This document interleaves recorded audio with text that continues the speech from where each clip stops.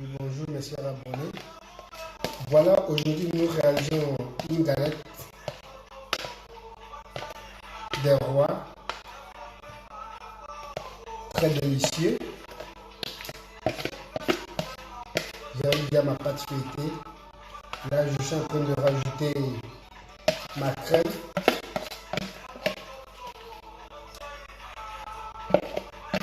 Ma crème aux amandes.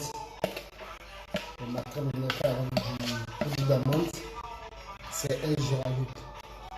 Maintenant, on essaie de l'étaler un peu. Mais une petite suggestion, si vous avez les poches à d'huile, ça serait bon que vous mettez la crème dans la poche à d'huile et facilement vous allez pouvoir le mettre en forme escargot directement pour ne pas vous fatiguer comme je suis en train de le faire. D'accord? Et c'est encore plus facile. Donc c'est plus facile avec la poche à d'huile. Vous allez en même temps faire la forme d'escargot et sur la première pâte, comme je vous l'avais dit, c'est la pâte à feuilleter. C'est fait maison. Si vous voulez, dites-moi ça en commentaire. Je vous laisse la recette de ma pâte à feuilleter, très facile, très rapide. Pas de complications, il n'y a pas à faire de faire, mettre ça au frigo, après tout. Non, moi j'ai fait ça direct. Et c'est parfait, c'est express. Il n'y a pas. D'accord? Donc, en mettant la crème, il faut réserver un peu parce que bon, on va après tout mettre une autre pâte pour couvrir et maintenant essayer de fermer hermétiquement pour que ça puisse bien fermer. Il ne faut pas que ça fasse sortir la crème lors de la cuisson. Essayez de mouiller un peu les bordures pour pouvoir faire coller la pâte. C'est très important. Si ce n'est pas mouillé, la pâte ne va pas bien se coller.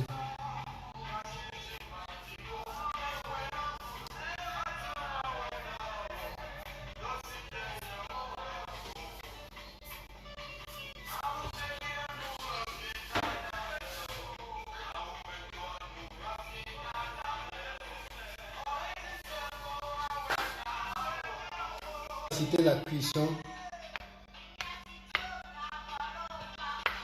c'est très important. Après tout, on est presque à la fin. On va napper notre galette avec du jaune d'œuf, bien sûr. Pour ceux qui veulent, peuvent ajouter un peu de lait entier au jaune d'œuf. Mais si pour ceux qui veulent, peuvent le faire avec un œuf entier, ça passe. Pas de souci. Ok, voilà, chers abonnés, j'ai essayé de décorer ça. Je ne sais pas si vous voyez correctement la décoration, mais c'est après la cuisson que ça va se faire très bien voir. Là, il faut vraiment utiliser le couteau du côté tranchant et on va essayer de faire. Tu peux faire de toute manière que tu veux, d'accord? Il n'y a pas une exigence pour ça, donc c'est un peu ça. Et tout à l'heure, je vais le mettre, 10 minutes, 20 minutes au frigo.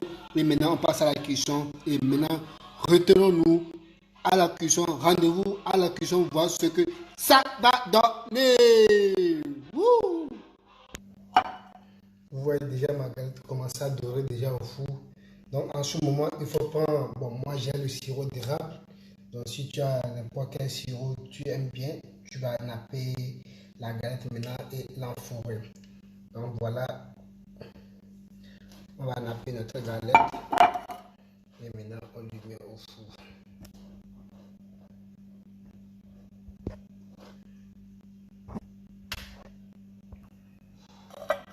Bon, là, nous voici déjà à la fin.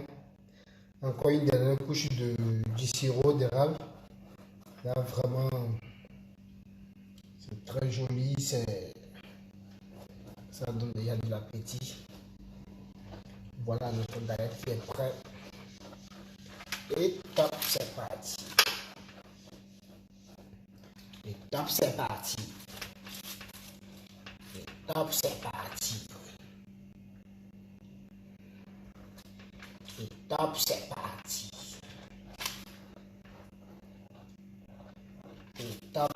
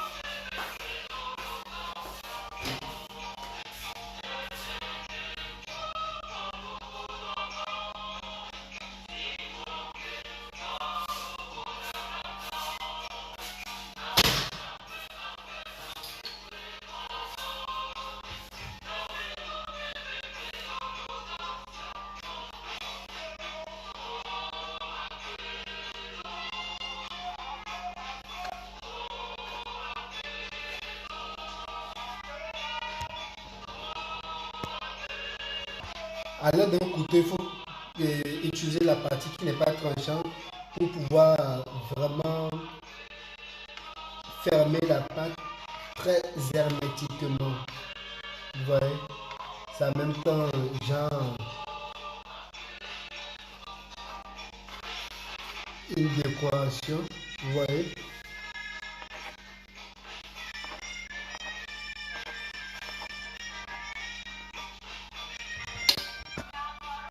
Maintenant, on essaie de piquer pour pouvoir permettre,